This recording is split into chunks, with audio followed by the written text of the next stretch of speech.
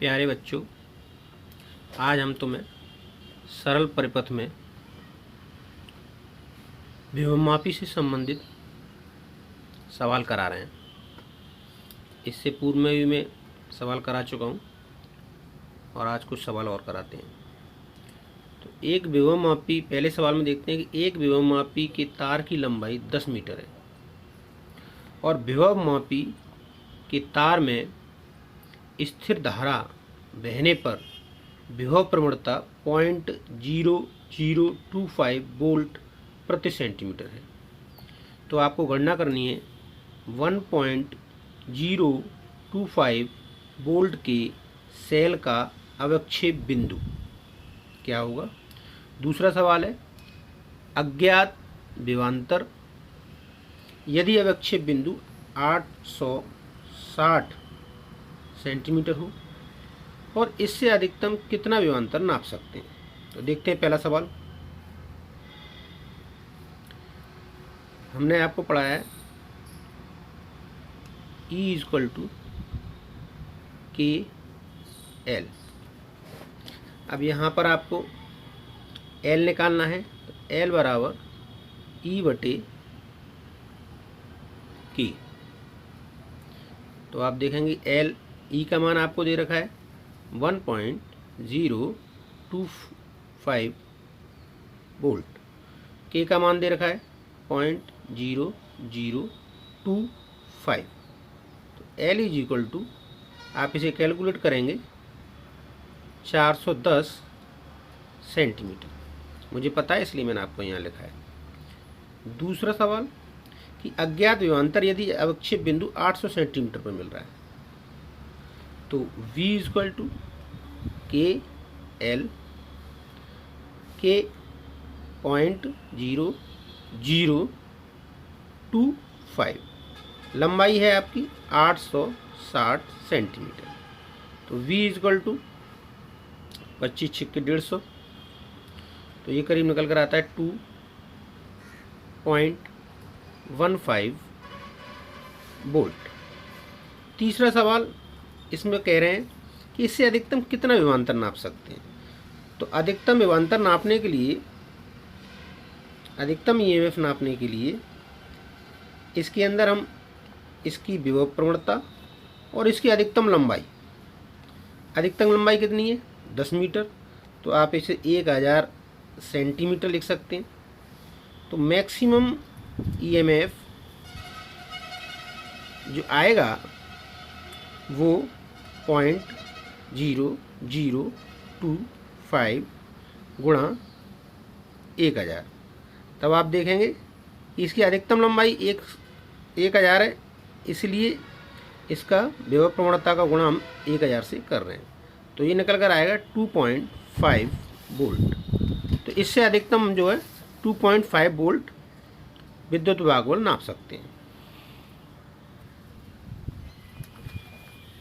दूसरे सवाल में किसी विभवमापी में 1.25 वोल्ट EMF के सेल का संतुलन बिंदु 35 सेंटीमीटर पर है और इसके स्थान पर अन्य सेल को लगा देने पर अवक्षेप बिंदु 63 सेंटीमीटर पर प्राप्त होता है। तो दूसरे सेल का EMF बताओ। यहाँ पर एक सेल का अवक्षेप बिंदु 35 सेंटीमीटर पर है और दूसरे सेल का अवक्षेप बिंदु 63 सेंटीमीटर पर है।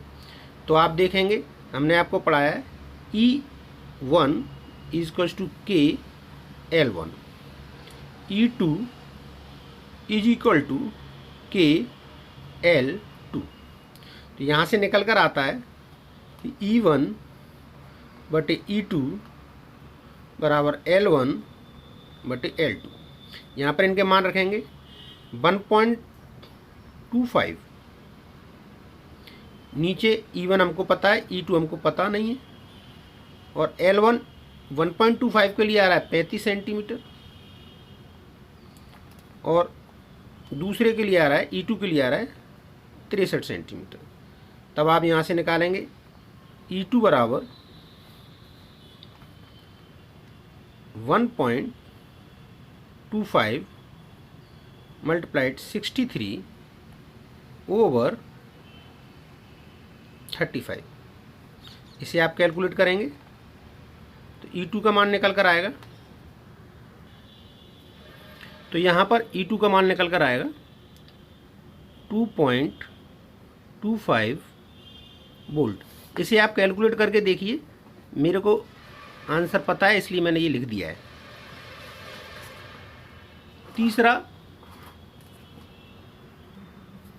तीसरा सवाल है, बिंदु A और B के बीच एक विभव मापी लगाकर संतुलन बिंदु 207.5 सेंटीमीटर पर है। यदि B के स्थान से हटाकर बिंदु C से जोड़ दें तो 27.5 सेंटीमीटर पर संतुलन बिंदु आता है। यदि विभव मापी को B और C के बीच जोड़ें तो संतुलन बिंदु कहाँ होगा। देखिए, ये यहाँ पर दो सेल हैं। यदि A और B के बीच जोड़ते हैं हम विभव मापी को बिंदु A और B के बीच जोड़ते हैं तो संतुलन बिंदु आता है 207.5 सेंटीमीटर पर। और B के स्थान पर हम C पे लगा देते हैं, तो मतलब A और C के बीच लगा देते हैं, मतलब B को हटाकर इस वाले पॉइंट को C से जोड़ देते हैं, तो A और C के बीच जो संतुलन बिंदु है वो 27.5 सेंटीमीटर प्राप्त होता है। और यदि विभव मापी को B और C के बीच लगाएं तो संतुलन बिंदु क्या प्राप्त होगा। तो इसके सॉल्यूशन हम देखते हैं। इसका विद्युत भागफल हमने मान लिया E1 और इसका विद्युत भागफल मान लिया E2। जब हम A और B के बीच में लगाते हैं तो इसके लिए होगा, इसका EMF होगा, तो E1 बराबर KL।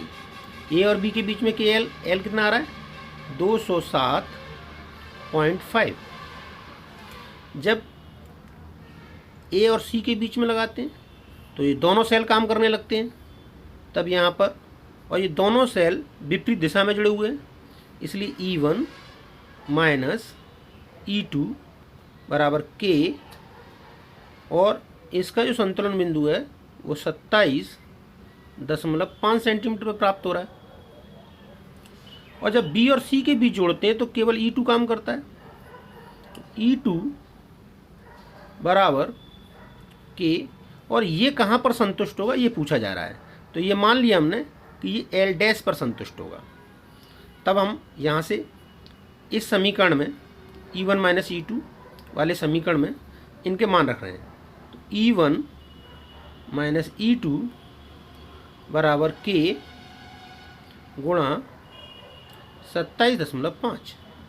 E1 का मान रखें K गुणा 207.5, E2 का मान रखें K गुणा L डैश, और ये बराबर है K गुणा 27.5। यहाँ से आप K को कॉमन लेके काट देंगे, तब आप यहाँ देखेंगे कि 207.5, और ये इधर आ जाएगा तो ये माइनस का हो जाएगा 27.5 बराबर, ये माइनस का इधर चला जाएगा तो ये प्लस का हो जाएगा L डैश। तो L डैश बराबर 180 सेंटीमीटर पर, मतलब E2 जो है E2 का संतुलन